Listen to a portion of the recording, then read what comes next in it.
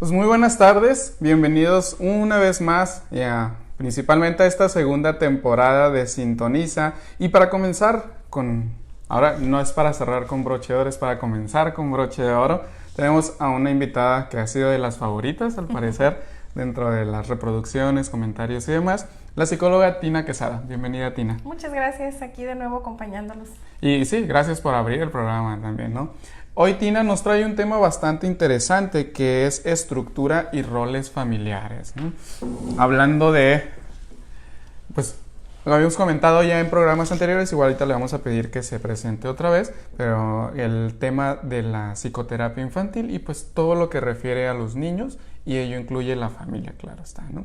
Entonces bienvenida nuevamente y pues por favor si te puedes presentar ante el público que nos ve. Claro que sí, mi nombre es Tina Quesada, soy psicóloga clínica infantil y especialista en niños y adolescentes, y dentro del área de la educación especial también me dedico a la docencia a nivel licenciatura, y es un gusto estar de nuevo con ustedes con este tema, hablando, intentando, ¿no?, transmitir un poquito respecto a esta orientación dentro de las familias y lo que implica el compromiso de estarnos preparando para poder criar de la mejor manera a nuestros niños. Así es. Me gustaría comenzar porque recientemente el tema de qué es la familia ha sido un tabú casi, ¿no? ¿Nos podrías explicar entonces, para comenzar con el tema, qué es la familia exactamente? Sí, fíjate, esto es bien interesante porque todavía podemos encontrar que se refiere a esta parte de la familia disfuncional, ¿no?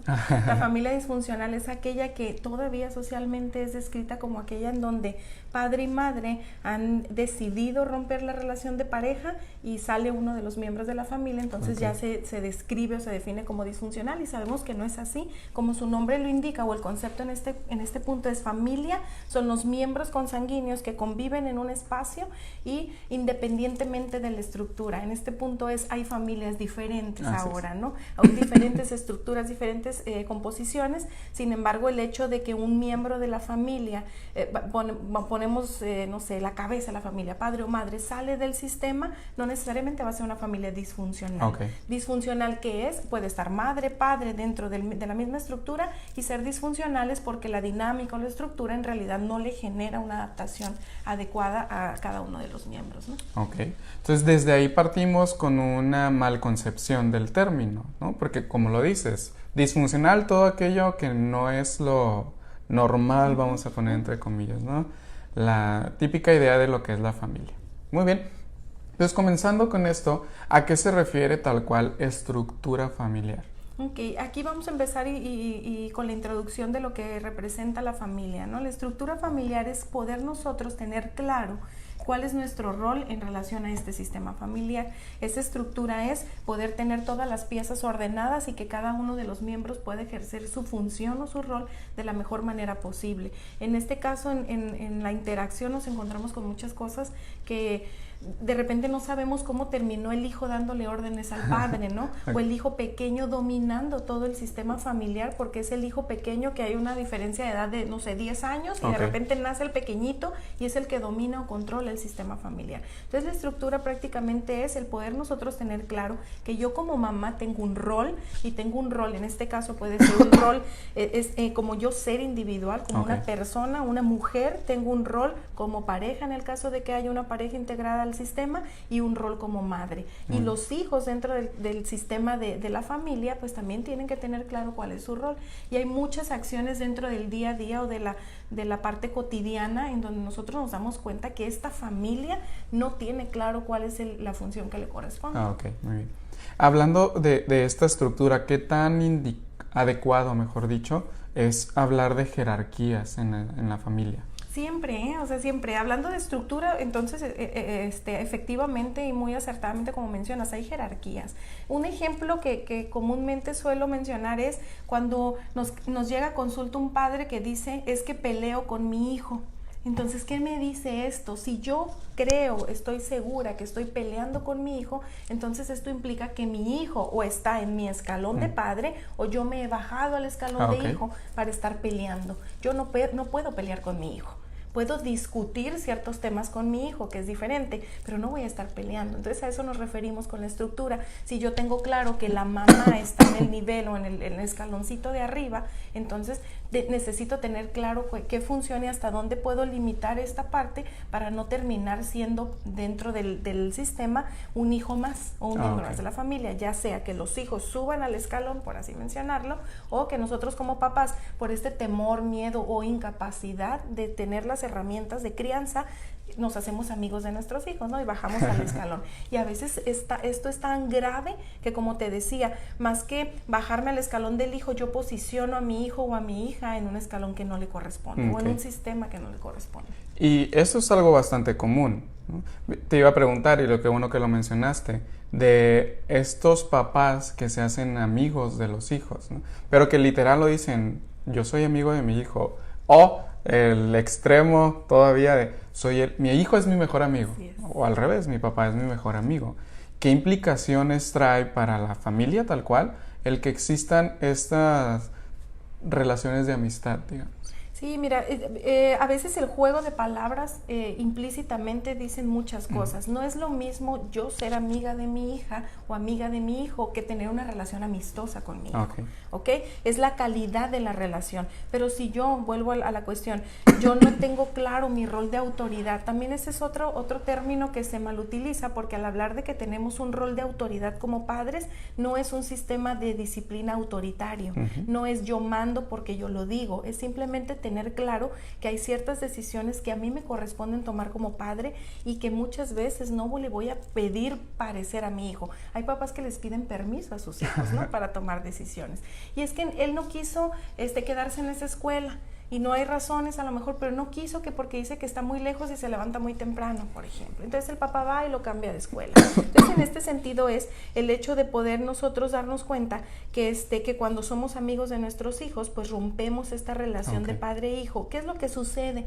Algo bien importante que necesitamos entender es que la calidad de las relaciones dentro de la familia van a ser transmitidas o van a ser llevadas, multiplicadas en otros sistemas de interacción social. Hablando de escuela, hablando de amigos. ¿Qué es lo que sucede? Que ahora tenemos a los muchachos, a los niños que se ponen al tú por tú con el docente, con su profesor. ¿Y qué es lo que sucede? Van y dicen, es que tú no eres mi mamá para decirme lo que tengo que hacer. Entonces, si no hay una línea de respeto dentro del rol de madre, de padre, de autoridad que yo reconozca como hijo, ¿qué es lo que es la consecuencia? Vivo realmente desorientado. No voy a aceptar figuras de autoridad allá afuera. Figuras de autoridad no son las personas que van a decirle a tu hijo qué hacer. Es esta parte de, hay un representante de las reglas correspondientes a ese contexto. Por ejemplo, en el caso del docente, ¿no? O del profesor. El profesor es el que guía o rige las reglas en el contexto escolar. Entonces, si yo no lo reconozco como tal, puedo incurrir en problemas de conducta. Sí, y ahorita que mencionas esto, el del rol docente, ya los profesores tienen miedo casi, ¿no? De decirle algo a los alumnos, porque ya luego traen a los papás. Y recuerdo, y se pone mucho ejemplo, que anteriormente eran los papás y qué está haciendo mal mi hijo y cómo lo vamos a resolver, y ahora es por qué le estás diciendo X o Y a mi hijo, ¿no? Que entonces tampoco los papás, saliendo un poquito del tema, dan esa autoridad que debiera de tener el docente frente al grupo.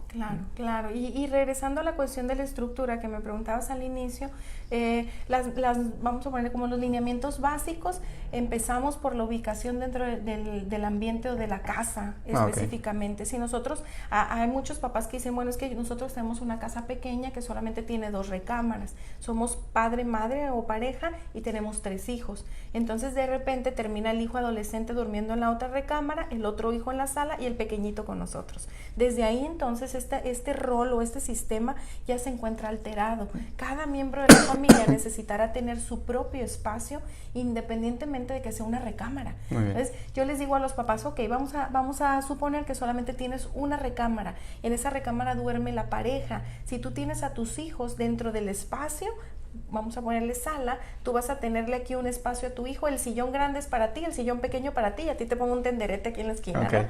Pero que realmente reconozcan que dentro de ese espacio de vital, ellos tienen ubicación en ese sentido. Y volvemos a algo bien simple, el sillón grande es mío, entonces cuando yo me levanto, recojo mi cobija y dejo los cojines arreglados porque este es el cuidado de mi espacio dentro del ambiente, ¿no?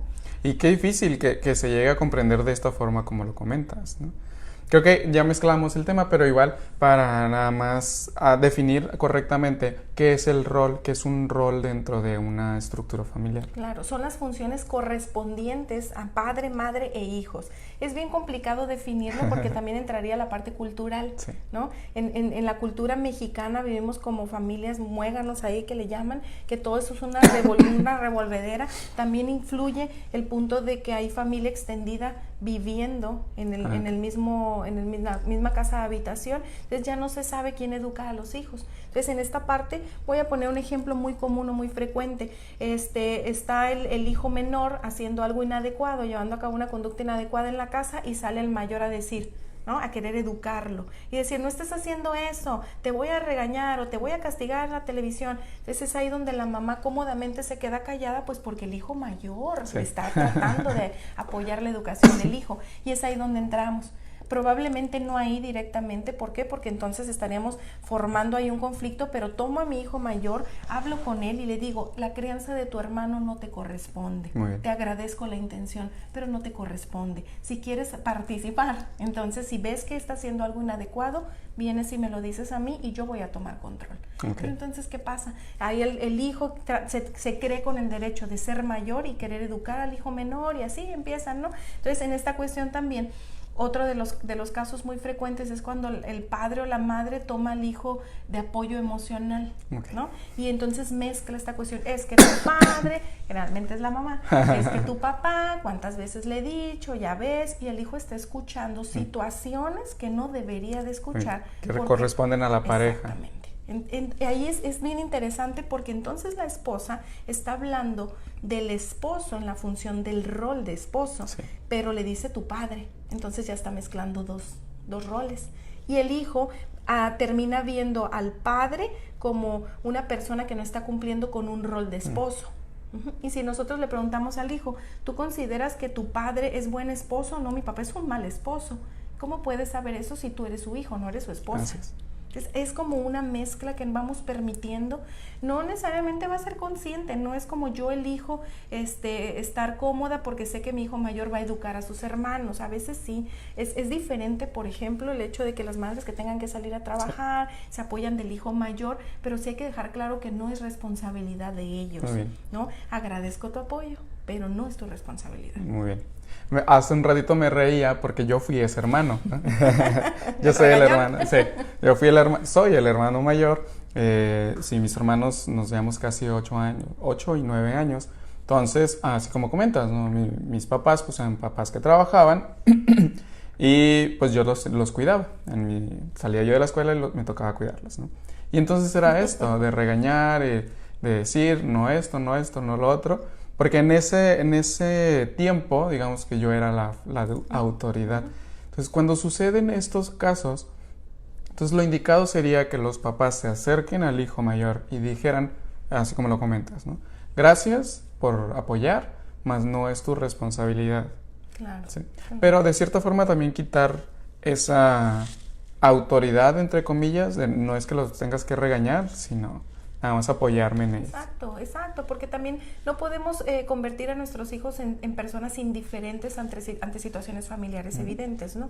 Entonces, es decir, tú no te metas, tú cállate, tú ni siquiera voltees a ver, yo me encargo. Es como irnos al otro extremo. Si te das cuenta que tus hermanos están llevando a cabo conductas que incluso los ponen en riesgo, pues entonces es importante que te acerques. Obviamente, si vemos a mi hermano pequeñito que está a punto de caerse de las escaleras, no voy a esperar a decirle a mi mamá, ¿no? Entonces voy e intervengo, ¿pero por qué? Porque hay un riesgo de por medio. Aquí lo importante es definir que a los hijos no les corresponde educar a los hermanos, que al hijo no le corresponde escuchar los problemas de la pareja, que a la mamá no le corresponde señalar al padre en relación a situaciones que no tienen que ver con el rol de padre, sino con el rol de esposo, por ejemplo. Sí. Tina, ¿y todas las familias tienen los mismos roles? Al menos todos los papás tienen el mismo rol, todos los hijos tienen el mismo rol. No, claro que no, y ahora ha cambiado todo esto, ¿no? Es también la naturalidad con que la familia ha integrado el rol. Actualmente encontramos cada vez más familias en donde el padre se queda a la crianza en cuanto al tiempo más en casa, al cuidado de las actividades domésticas probablemente, y sale la madre a trabajar o sale la mujer a trabajar, pero esto siempre y cuando haya un acuerdo y se vea con tal naturalidad de esta familia, como les decía, esta familia es diferente a todas como debería de ser, ¿no? Ninguna familia somos iguales a la otra, pero mientras sea una estructura bien cimentada, bien clara y sobre todo comunicada a los miembros de la familia, pues esto también va a ser más sencillo el poder adoptarlo, ¿no? Ok. Muy bien, eso creo que es bastante importante, como lo comentas, comprender que cada familia es diferente, tendrá de cierta forma una estructura y también roles diferentes, ¿sí? Claro. Me gustaría comentar un poquito, actualmente que está más en tendencia y que es más aceptado y se está hablando más de las familias homoparentales, ¿se viven roles también completamente diferentes? ¿Cómo se vive este aspecto? Claro, es que aquí la cuestión no es el punto de ser hombre o mujer, sino aquellas funciones que se han adoptado o que se han acordado en relación a la dinámica específicamente de esa familia, ¿no? Sucede también cuando alguno de los miembros sale. Vamos a poner un ejemplo. Hay una familia en donde el padre fallece y existe un tío, un padrino, un abuelo. Jamás alguno de estos tres no va a sustituir al padre, pero puede representar una figura paterna, y cuando decimos no va a ser su papá, pero es una figura paterna, entonces estamos hablando de las características del rol. Sí, y eso también, todo es muy importante, pero esto me lleva a otra pregunta también respecto a los roles que mencionabas. O sea, el padre muere, supongamos lo que sea, uno de los progenitores ya no está en la estructura interna de esa familia, como dices, porque se separaron, porque hubo una muerte, por lo que sea, y el papá o la mamá se consigue otra pareja y entra en la familia. ¿Cómo se lleva esta integración? Porque como dices, no es tu papá, no se le va el rol de papá, pero sí como una figura paterna, comentas, ¿no? Sí, aquí en este caso, que es muy frecuente también, va a depender del compromiso que el otro decida. Aquel miembro que se integra tendrá que adaptarse a esta familia, que ya tiene una semiestructura, por así decirlo, ¿no? Y esto va a depender, volvemos a los niveles, de mi necesidad como la persona individual que decidió tener otra pareja, desde mi necesidad como pareja y desde mi necesidad en la crianza de los niños. Entonces, esta parte generalmente la define el padre que se queda a cargo y lo dice abiertamente, ¿no? En estas cuestiones de la disciplina, déjamelo a mí o dímelo a mí y yo me encargo. Y hay otras partes totalmente contrarias que hacen esto y dicen que bueno, ya llegó mi sustituto, entonces tú encárgate de criarlos. Te van a hacer más caso a ti porque casi no te conocen o porque no tienen tanta confianza, entonces por a lo mejor temor te van a hacer más caso a ti, dicen las mamás, pero va a depender entonces qué decido yo tanto hombre como mujer, de esta persona que se integra y con qué rol voy a integrarlo. Y son como estas características específicamente de lo que yo pretendo y espero del otro. Muy bien. ¿Y qué tan, bueno, he escuchado, no sé qué tan conveniente, adecuado o qué consecuencias traiga para los hijos cuando ya sea mamá o papá, le dan el rol de mamá o papá a esta nueva pareja y dile papá y dile mamá, porque como lo dices, no es el rol no es el papá o no es la mamá, pero algunos esperan que tengan dicho rol, ¿no? Sabes que ahí estaremos entrando en un tema muy para abordarlo muy profundamente, porque el punto aquí parte de mi necesidad. Voy a poner un ejemplo. Yo, mujer, tengo mis hijos, entonces me divorcio y elijo una pareja y esa pareja la elijo para que se integre en mi hogar, en mi casa, ¿no? Entonces, desde mi necesidad, yo como mamá no me siento competente de criar a mis hijos como madre sola, entonces necesito un papá para mis hijos. Pero eso viene desde mi necesidad. Entonces yo te digo a ti, ¿tú quieres ser el papá de mis hijos? Si te das cuenta, me brinco 2 niveles. Tú como hombre, ¿qué deseos tienes en relación a tu vida personal que quieres compartir con la mía, que es el siguiente rol, que es de pareja, pero esa pareja no necesariamente tiene que convertirse en un padre? Es totalmente erróneo, es totalmente no recomendable que nosotros obliguemos a los niños a decirle papá o mamá a quien se integra. Esto no es así. Algo importante también viene desde nuestro origen, ¿no? El poder nosotros reconocer que venimos de un padre y de una madre biológicamente, o que han dado esta concepción. ¿Qué es lo que sucede? Ahorita me hiciste recordar de una referencia que comúnmente también escucho en el consultorio. Cuando pregunto en la exploración, generalmente es mamá quien va a la consulta, a la entrevista, y cuando pregunto por papá me dicen, él no tiene papá. Okay. Todos tenemos papá. Que se haya ido, que esté muerto en la cárcel o donde sea, o que no se haya hecho responsable, pero todos tenemos un padre biológicamente, o que ha procreado, ¿no? Junto conmigo, al niño. Hay un papá y hay un origen. Muchas veces también se involucra esto que te decía, ¿cuál es mi necesidad? Mi necesidad es que él no sepa nada de su padre biológico. ¿Cuál es la necesidad de tu hijo? Muy bien. Que respetar el rol, como dices también. Hablando de este subir o bajarse escalones, también algo que he notado y que se habla mucho es de los hijos paternales, ¿no? Dice, sí, los hijos que discuten o pelean con los papás, pero vienen también estos entonces que son los hijos que cuidan a los papás como si fueran ellos los papás, claro, ¿no? Claro. Y ahí el punto es esta parte de no haber yo dado una base firme como madre, como persona, como madre o como padre, para que mi hijo me vea competente para el manejo de ciertas situaciones. Okay. Ajá. Y hay muchos niños que en este caso no le digo esto a mi madre porque sé que se va a poner triste. Entonces es más importante cuidarle el corazón a mi mamá que cuidar mis propias emociones. Y esto es porque no es, de verdad, créeme que no es que lindo mi hijo, de verdad se preocupa tanto por mí. Él siempre me pregunta, mami, ¿estás bien? ¿Hoy no lloraste? ¿Hoy estás bien? Esto no es bonito, esto no es agradable. Esto es un foco rojo que te dice, tú como mamá no estás dando el mensaje de que eres capaz para hacerte cargo de la vida de tu hijo. Y un niño necesita esa seguridad. Imagínate en esta parte, si mi madre desaparece, yo me quedo totalmente desvalido, ¿no? En este sentido. La madre, el padre tendrán entonces que reflejar un rol de seguridad. No siempre vamos a saber qué hacer con nuestros hijos. Eso es bien claro. A veces no vamos a encontrar respuestas inmediatas, pero de eso a decir, ya no sé qué hacer contigo, híjole, volvemos al punto. De verdad no sé qué hacer contigo. Te estoy diciendo, yo no sé ni qué estoy haciendo como mamá. Y esto genera inseguridad en las personas. Y creo que, como comentabas al inicio, también es una cuestión cultural, porque si nos vamos a Japón, la estructura y los roles van a ser completamente diferentes, ¿no? Muy bien. Vamos a aprovechar estos minutos antes del cierre para, no sé, a manera de estrategias. ¿Cómo puede una familia, la estructura que tenga, ir delimitando correctamente los roles de cada uno? Claro. Aquí, mira, es bien importante sobre todo tener comunicación con la persona con quien voy a compartir esta estructura, ¿no? O esta comunicación de lo que representaría el rol. Vuelvo a repetir, no existe el malo o el bueno, qué está bien o qué está mal. Todas las familias somos diferentes y todas las familias tenemos diferentes necesidades en relación a los roles. Lo que sí es importante y pudiera decir que necesario es tener bien claro qué me toca y qué decido hacer yo, qué te toca a ti. Y entonces, si los adultos a cargo tienen claro esto, lo voy a poner un ejemplo muy sencillo. Tenemos 2 espacios aquí, ¿ok?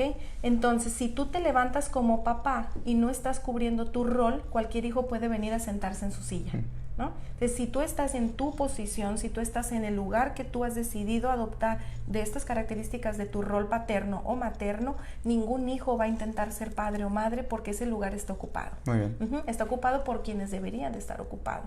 Y vuelvo a la cuestión, hay muchos ejemplos, no necesariamente es mamá, papá e hijos, a veces también abuelos, tíos, que dices tú, bueno, pues es que parece que el niño no tiene mamá o no tiene papá, porque ellos son los que se encargan de todo en relación a la crianza.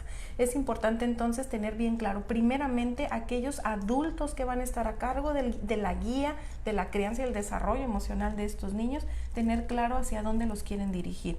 Y en segunda, es como algo de que el niño desarrolla como parte de sobrevivir, el hecho de querer defenderse de aquello que él considera una agresión. Voy a poner agresión como un regaño. Entonces, si un niño dice, bueno, es que, ¿y tú por qué me regañas si tú no tienes derecho a hacerlo? Bueno, entonces puedo respetar su espacio de enojo y todo, pero en cuanto la situación disminuya de intensidad, yo tomo a mi hijo y hablo con él, ¿no? Entonces, esta parte de decir qué le voy a permitir y qué no le voy a permitir. Pero si no lo tengo claro yo, entonces el hijo puede tenerlo más claro que yo y empezar a adoptar otros roles. Muy bien.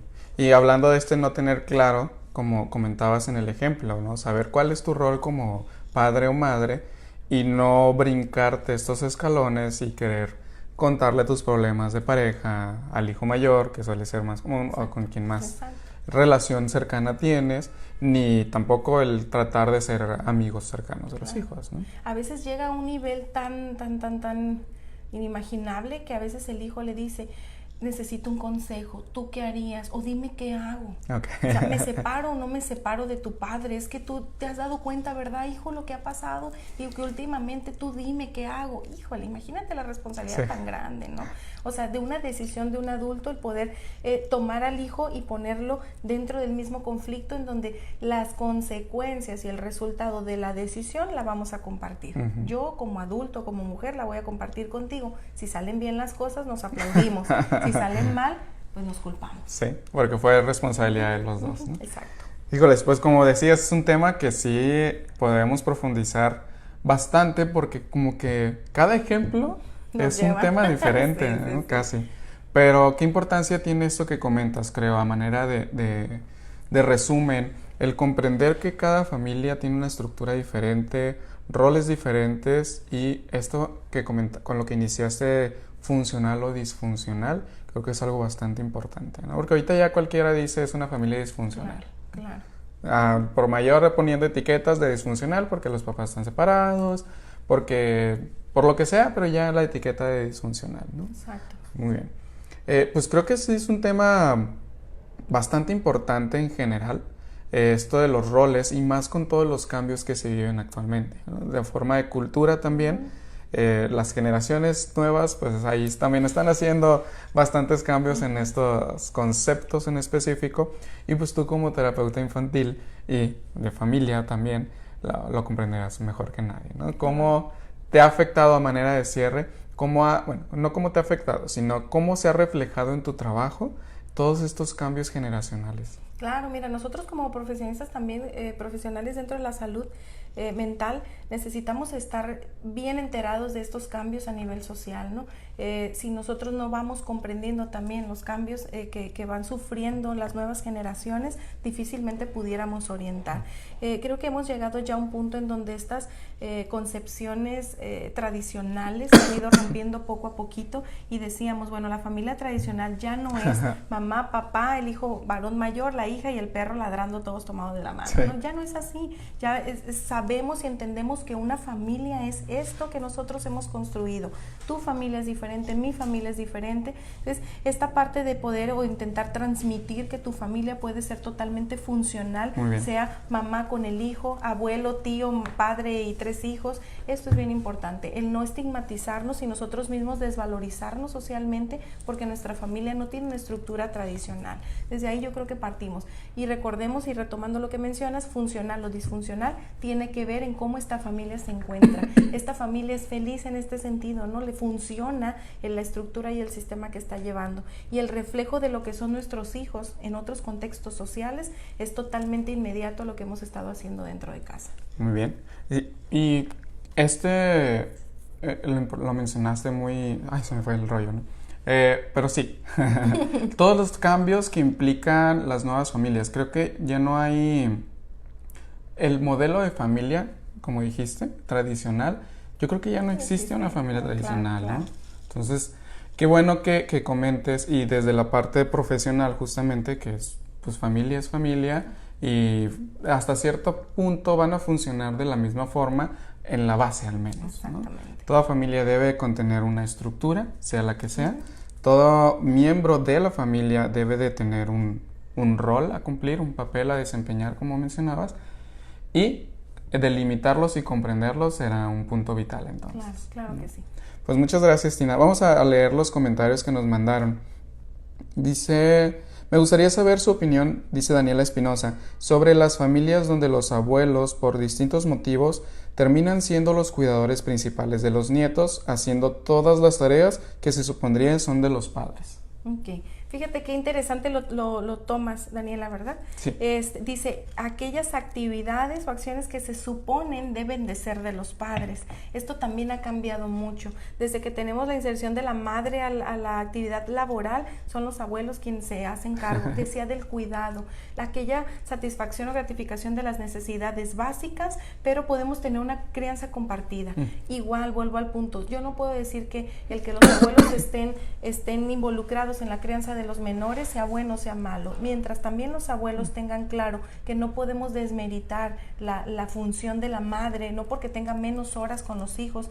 Voy a poner ejemplo, lo he escuchado, ¿no? Es decir, cuando estás con los abuelos, sigues estas reglas, cuando llega mamá por ti, mamá también tiene sus reglas y esas reglas se respetan. Entra entonces el conflicto cuando estos abuelos intentan seguir educando a la madre como si fuera la hija que no sabe educar a los hijos. Entonces es ahí donde se generan los conflictos, es así no, cuando te eduqué yo así, ¿por qué haces esto? Es ahí donde entra el problema, pero el hecho de que los abuelos se hagan cargo, yo creo que es plenamente un agradecimiento, porque muchos de los niños no están en una guardería, por ejemplo, porque los abuelos intentan con todo el amor del mundo a veces cuidarlos, ¿no? Pero siempre y cuando también los abuelos tengan claro que hasta dónde sí y hasta dónde no, hasta dónde también representa la autoridad de la madre o del padre, y la comunicación es la clave. Me siento y hablo con mis padres o mis suegros, entonces digo gracias y cómo le podemos hacer, siempre y cuando no olvidemos que el factor principal, el central, es el bienestar del niño, no si tú lo haces bien o yo lo hago mal, ¿no? Muy bien, muchas gracias. Comenta Miguel Tafoya, muy buenos comentarios y recomendaciones prácticas, muchas gracias. Gracias, Miguel, por vernos. Emma Estrada, excelente tema y ponencia, la importancia de definir los roles dentro de la familia con la mejor, Tina Quesada. Un gran abrazo desde Sinaloa. Saludos hasta Sinaloa.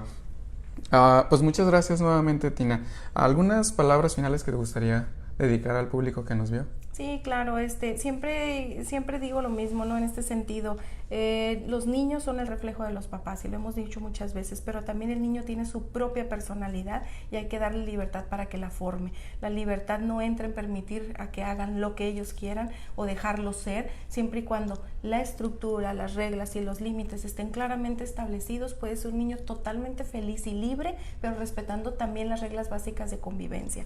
Este niño que sale de casa podrá ser un niño, un joven y un adulto que tenga una adaptación externa, afuera, y que sea un buen ciudadano, ¿no? Excelente. Muchas gracias. Tina, ¿cómo te encontramos en tus redes para quien quiera contactarte? Igual como Tina Quesada, estamos en Recrea Psicoterapia. Mi número de contacto es 664-124-4263. Muy bien, igual ahí en la descripción del video en un momento más van a aparecer todos estos datos de contacto para quien quiera comunicarse directo con la psicóloga Tina Quesada, pues pueda hacerlo sin ningún problema. Nuevamente muchas gracias, Tina, por estar aquí con nosotros en este arranque de segunda temporada. Gracias a quienes nos vieron y que ojalá nos sigan viendo. En la próxima semana vamos a tener como tema psicología del deporte, un tema que poco hablado creo, pero que igual de interesante. Muchas gracias y hasta la próxima. Nos vemos.